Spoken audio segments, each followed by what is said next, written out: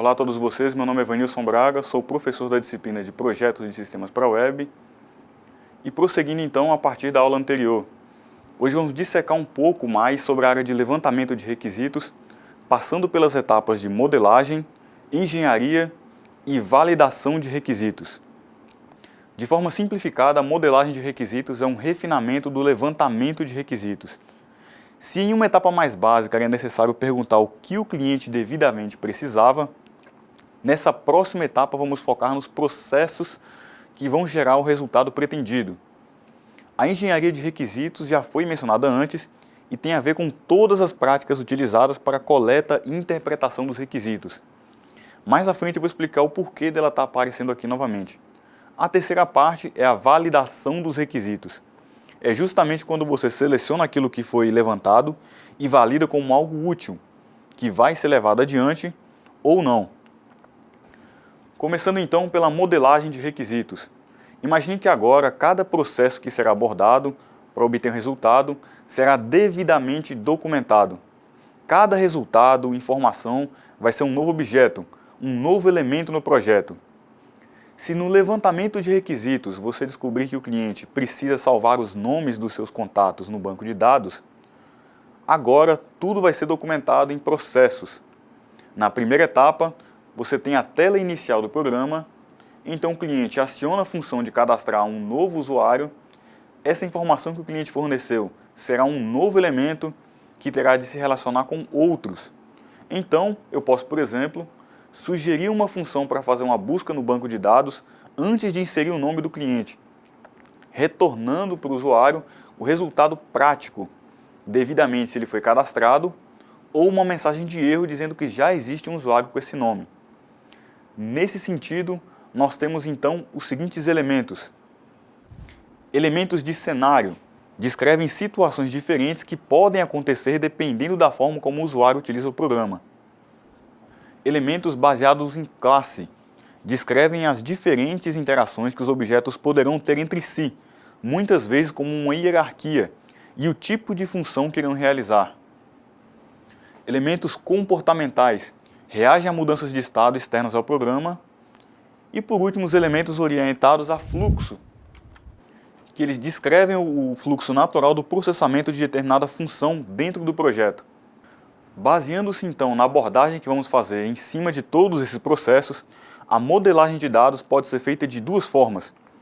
A análise estruturada, que considera os dados como estruturas diferentes dos processos que os transformam, e a partir daí vai mapeando os objetos de maneira que definam seus atributos e relacionamentos, através da análise orientada a objetos. Ela é diferente e é um tipo de abordagem que agrupa todos os elementos em classes segundo suas características, e a partir daí vai mapeando suas funções e atributos. Sobre engenharia de requisitos, vocês já viram na etapa de levantamento anterior, mas por que ela está de volta? É simples.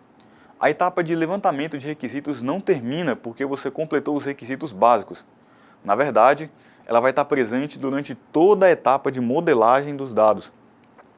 Daí a importância de estar sempre recorrendo à engenharia de requisitos para obter os dados necessários, inclusive documentando tudo durante todo o processo. Uma pergunta muito comum é com relação ao nível de detalhamento que essa modelagem vai ter durante a engenharia de requisitos. A resposta é: depende. Depende do seu projeto, da complexidade dele, do tamanho da sua equipe, da experiência da equipe e até mesmo do nível de familiaridade que essas pessoas têm entre si. Se elas são capazes de entender umas às outras com facilidade, se possuem experiência em trabalhar em equipe, ou mesmo se acontecem desentendimentos entre os membros da equipe. E por fim, vamos finalmente lidar com a validação dos requisitos. O que é validar um requisito?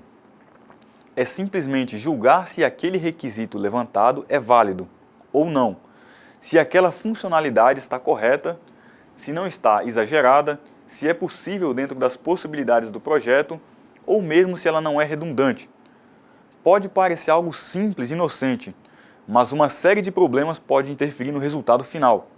O primeiro deles é o problema de escopo. Para poder garantir que um projeto vai funcionar da maneira pretendida, é preciso delimitá-lo, definir até onde ele vai e quais as funções que ele vai atingir, nem mais nem menos.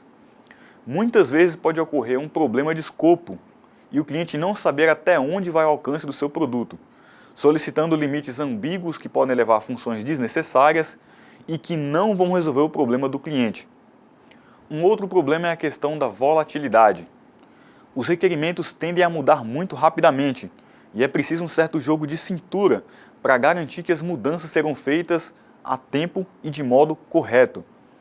Eu gosto de usar exemplos de coisas próximas a vocês por propiciar uma melhor afinidade, e um bom exemplo é a indústria de filmes de super-heróis ou blockbusters.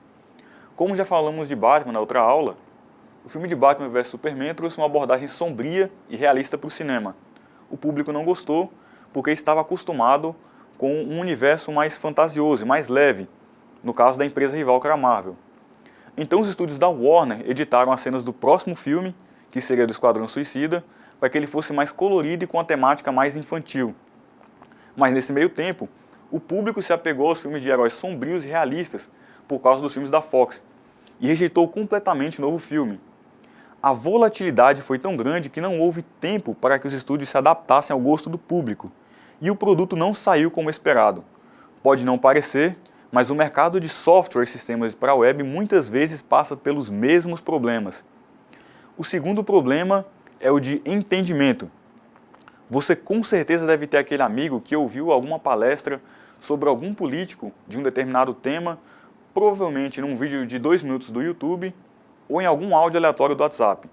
E desde então ele se acha um enorme conhecedor de ciência política e sai espalhando argumentos estranhos sem sequer cogitar a possibilidade dele estar errado. Esse triste fenômeno é conhecido como Síndrome de Dunning-Kruger e demonstra que quanto menos uma pessoa sabe sobre um determinado assunto, mais ela se sente confiante para opinar sobre aquilo e reafirmar que a opinião dela é o correto. Se isso já é um problema na sociedade em geral, imagine na hora de conversar com um cliente entendido.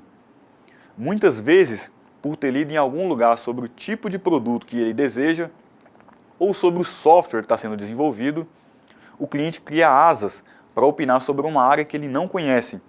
E por estar pagando pelo resultado, ele requisita para si mesmo o direito de meter o nariz no projeto.